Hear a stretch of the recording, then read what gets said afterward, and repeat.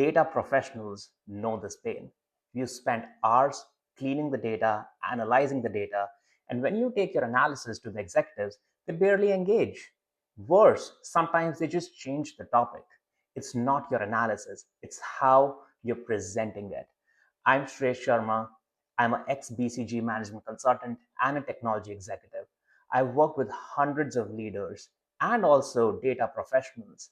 And this mistake, I've seen it hold them back again and again. Now, you must have heard that you need to improve your storytelling, but no one teaches you how. In this video, I will share with you 5 specific charts and a framework to choose the best chart. This will instantly uplevel your insight, impact, and ability to communicate your analysis. So let's get into it. Here's the first chart. One of the biggest things in business that business leaders care about is what changed.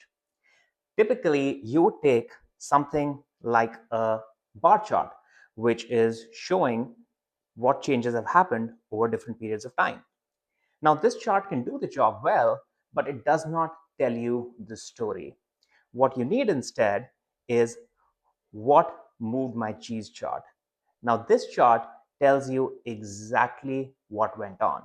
So let's say this was the revenue in first period and this is the revenue in the second period. It changed by 50.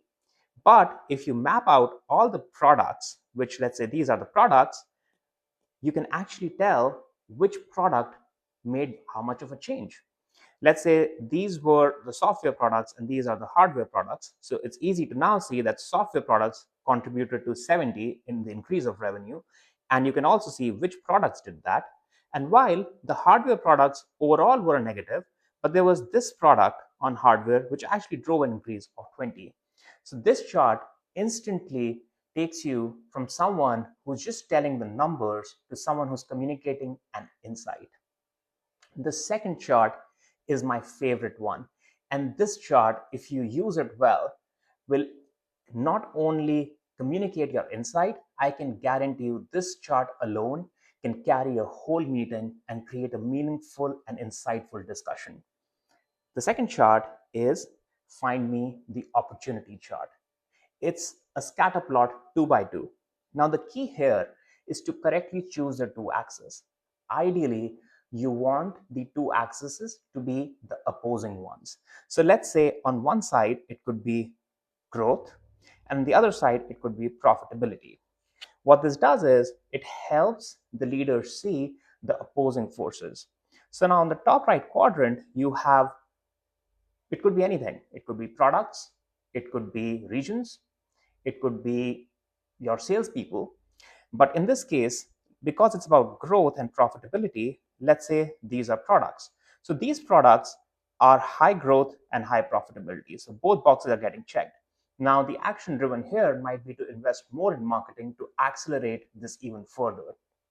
Whereas this quadrant, you have low growth and low profitability, which would generally mean that there could be something wrong in product. So maybe what we need to do is for these regions need to understand what is going on here and maybe invest in product. So you can see how different actions can be driven out of this chart. So you'll have product actions taken here and marketing actions taken here. Let's move on to the third chart. Now, this chart is something what I call the needle in the haystack chart. This is ideal to use in scenarios where there are a lot of cohorts and there are too many dimensions to analyze. So let's say these are all different product SKUs and these are all different regions. So now you have hundreds of products here and you have 6 regions here. And for example, this could be a chart of the retention of customers. Now, one can easily see that these set of products are largely doing similar in all the regions, but there are some opportunities. When you look at this region, these products do really well, whereas there's churn on this one. This is also an area where you need to maybe investigate. So this chart helps you bring out a very complicated insight in a simple way. This kind of a heat map is something that executives love because they are able to instantly identify what to focus on. Now, let's move on to the fourth one. This is the averages lie chart. Let's say this is about customer satisfaction. This chart is about customer satisfaction across different regions. Now, if you just looked at averages, you would think that all these four regions are kind of the same, right? They have very similar averages. But the insight you can drive here is twofold. One, you can say that this and this region, there is just really high variability. So, what is going on here? Let's investigate into that. The other thing that you could bring out is these outliers to say, why are these customers having such high satisfaction here and such low satisfaction here? Is it something about the stores in this region? Are stores performing very differently? It could be anything. This chart is very effective when you want to communicate that your averages are lying. Moving on to the fifth chart, this is cut out the noise chart. In any business, the 80-20 rule applies on most things. 20% of the things bring out 80% of the value.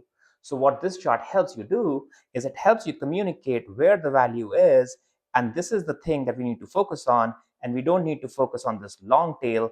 And if not ignore it, you can deprioritize it and focus on this portion and cut out the noise and get on with doing things that actually matter.